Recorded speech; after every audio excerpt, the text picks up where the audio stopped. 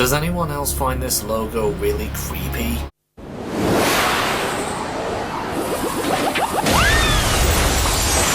Remember when Hit Entertainment used to produce good shows? Bob the Builder, Kipper the Dog, Anthony Ant, Bramley Hedge, Percy the Park Keeper.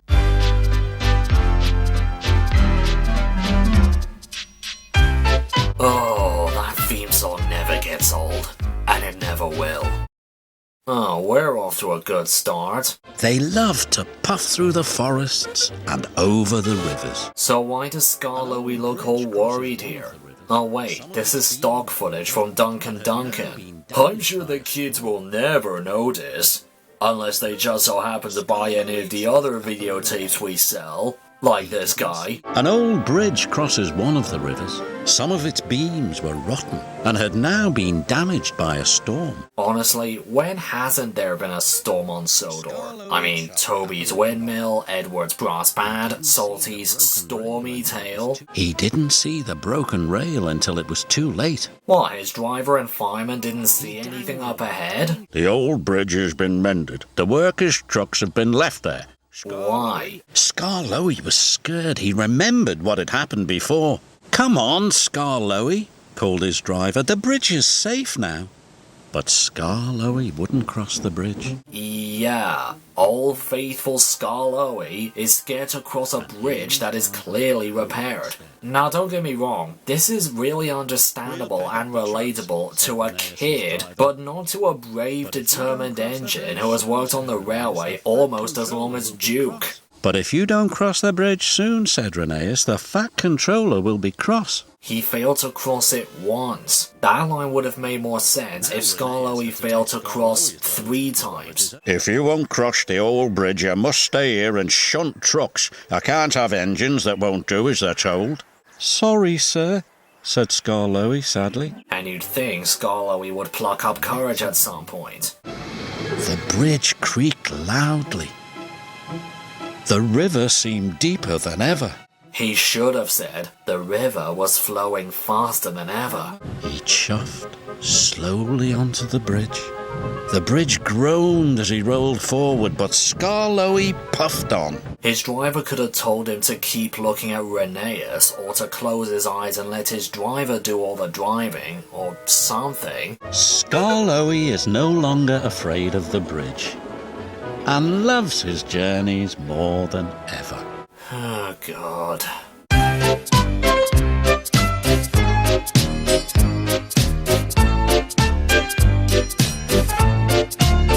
Has anyone ever heard the theme song in 2 different ways?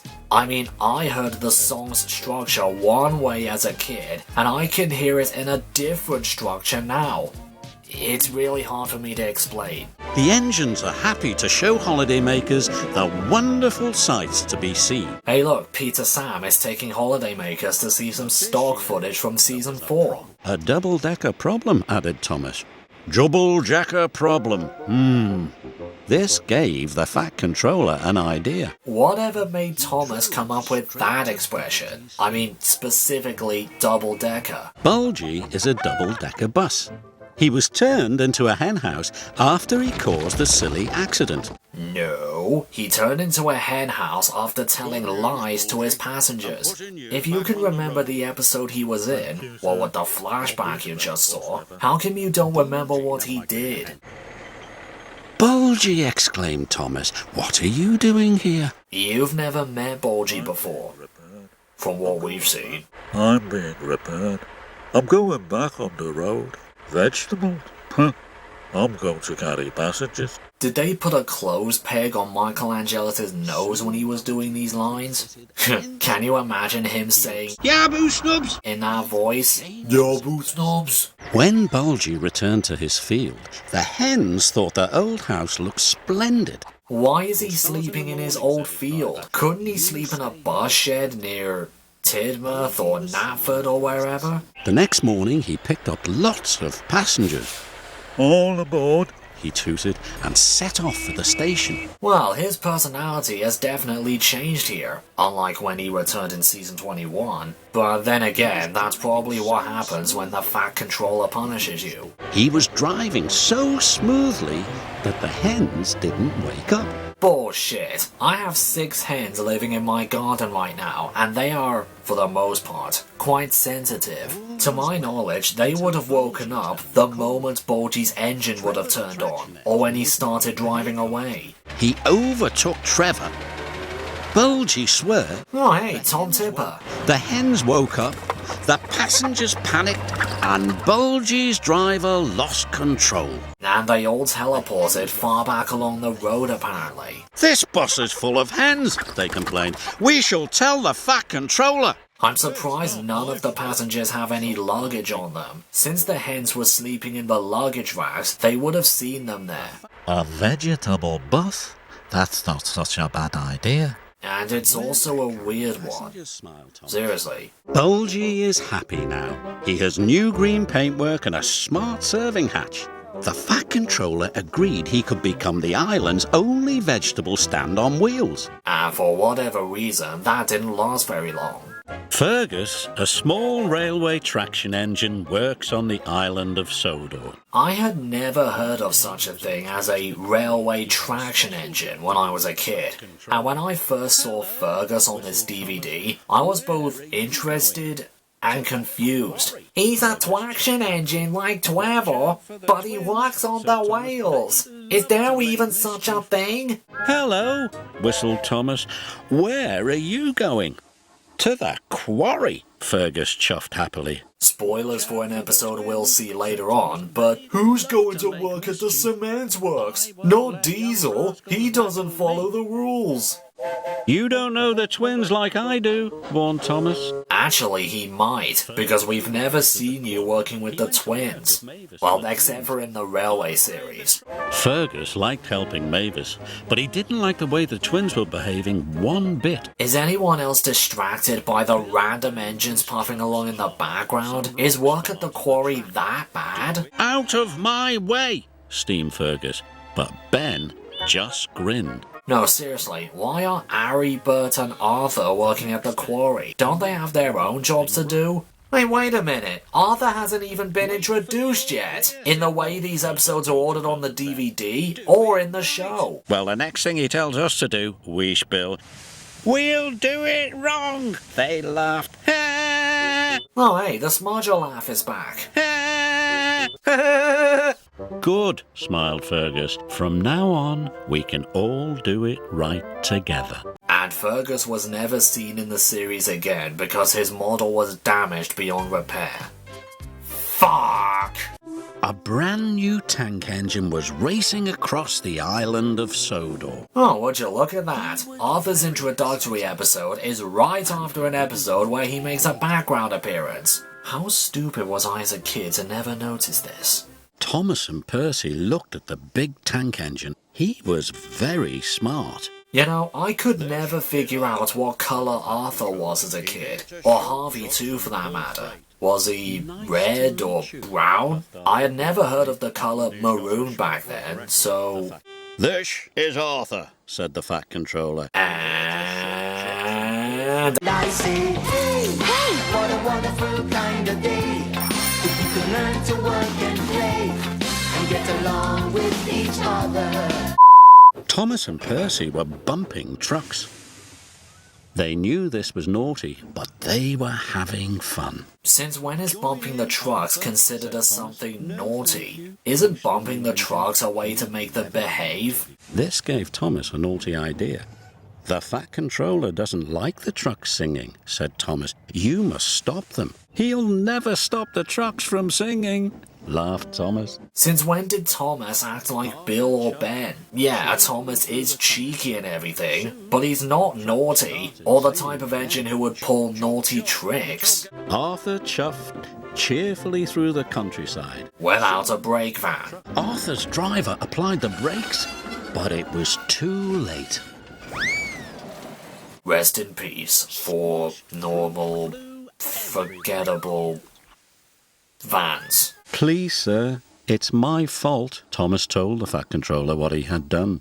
Arthur, it's fruitless for me to say more, but Thomas, you must help clear up this mess. Did I mention yet that Season 7 is honestly the start of Michelangelo's downfall? This was when his narration went from energetic and entertaining to mediocre and bedtime story-ish. Though he was better than Michael Brandon, I'll tell you that.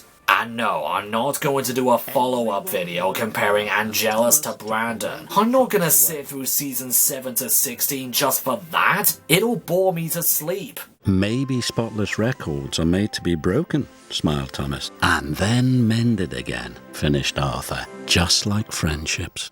I've never seen anyone else who has a spotless record, but I don't think that's how it works. I'm not sure about starting a new record after you've broken one. Decorations aren't dignified for an important engine like me. I pull the Express. And yet you had no problem wearing the royal arms when you were carrying the Queen. The farmer's children waved, and Thomas peeped happily as he passed by.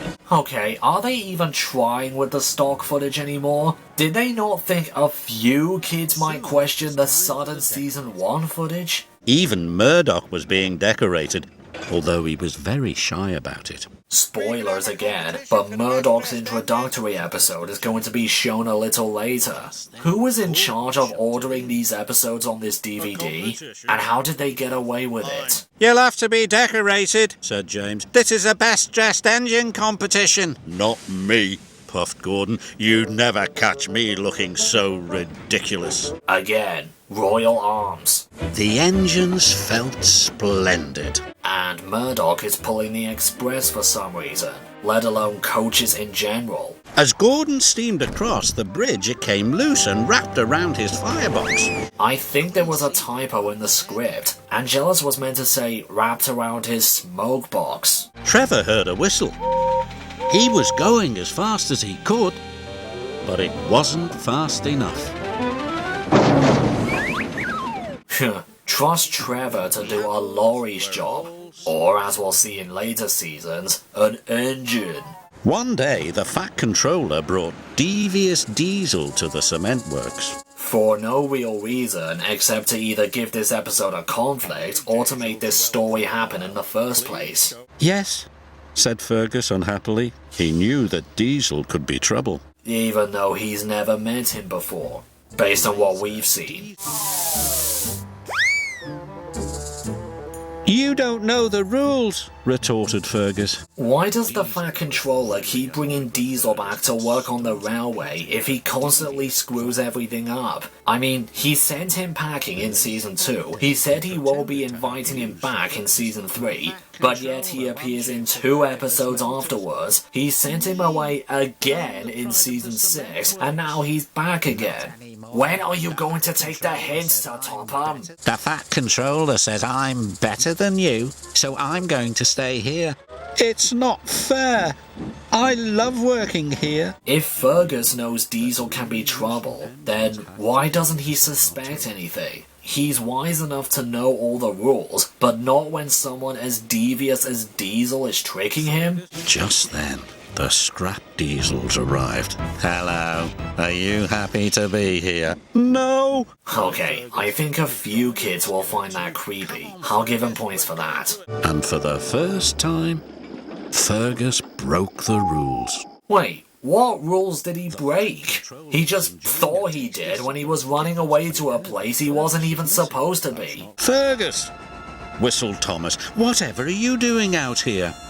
Hiding. Don't want to work at the smelters. The Fat Controller is going to be cross with me. You know, I still can't believe that they made a whole song about this episode. The song is catchy and all, but why this episode of all episodes? I don't get it. Diesel told Fergus that you wanted him at the smelters forever, said Thomas. Nonsense, Fergus. You are the pride of the cement works. Whoa, okay. I didn't think Fergus being the pride of the cement works was anything great. I mean, not enough to deserve an extreme close-up. I shall send Diesel to the smelters, and you can go back to the cement works tomorrow. You're sending Diesel to the smelters? Have you finally figured out that he is never going to be useful and that scrapping and melting him will teach him a lesson? God damn it. Hurry up! I'm a busy engine, huffed Henry. Seriously, how low of a budget did they have in Season 7 to use this much stock footage? What's the longest train you've ever pulled? Have you worked Marseille? Wait, what? Have you worked Marseille? What does that mean? I never understood that line. Wait a minute, hold on.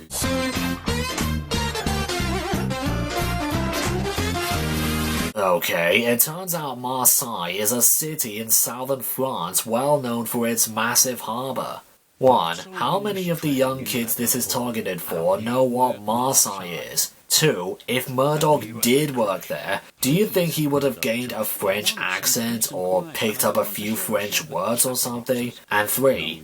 You said the question wrong. It's, have you worked at Marseille?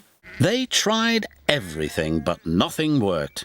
We'll never move these sheep by ourselves, complained the fireman. Why doesn't Murdoch just blow his whistle to move them away? Well, actually, I can barely hear it anyway. The Fat Controller was enjoying afternoon tea when he got the call. Every time we see the Fat Controller in his office and before he receives a phone call, he's always eating something. Afternoon tea, toast and marmalade, kippers, cream buns. I'm guessing this was their attempt at a running joke. Please stop, groaned Murdoch. I'd rather be back with the chatterbox engines. I always found that line funny for some reason.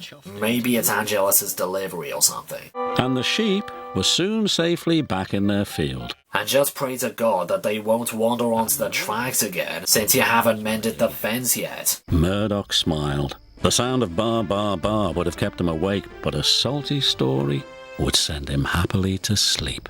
Unless it's a brave little ship story, in which case it'll keep Murdoch awake with excitement. Duncan thinks he's fast, Scarlowy steamed, but he's just a bossy boiler. Better safe than fast, Rusty agreed. Yeah, 'cause Duncan hasn't learned anything from Duncan. I finished first, he wheezed proudly. In that case, said the Fat Controller, I've got another job for you. Oh yeah, this was before Mr. Percival existed, so the Fat Controller was literally in charge of 2 railways. Granted, I never knew the Scarlowy Railway was a different railway as a kid, but when you're an adult, naturally, it's really strange that Season 9 was when they started having their own controller. Season 9, during the educational Borefest era. At least that's what I call it. But Duncan wasn't careful. He was impatient. We'll show them how fast I am, Duncan whistled.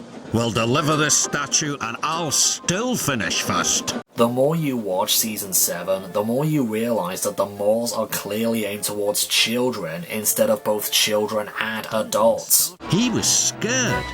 He had never gone this fast. Yes, he has. Suddenly, a tractor trundled across Duncan's line. Look out! Shouted his driver. Wow, the one driving the tractor must be as careless as Duncan, never thinking to stop, look, or listen. I mean, who is that? Willie the farmer? Slow down! Whistled Rusty. You mean hooted Rusty? Duncan's driver applied the brakes. But it was too late. The statue flew through the air And was clearly messing up the laws of physics. and landed in the lake. And not on its side. It sure was a lucky thing that it landed in the lake perfectly, like an acrobat. He was very surprised to see the statue still standing in the lake. Everyone loves the elephant in the lake, said Lady Hatch. Even if it was a mistake, added the Fat Controller. I wonder, if the elephant wasn't meant to be in the lake, then where was it supposed to go? Or were they going to put it in the lake anyway because of how fitting it is? Hooray for Duncan's mistake, cheered the engines. Duncan blushed and went a deep shade of red. He's not the only one. That's such a weird line.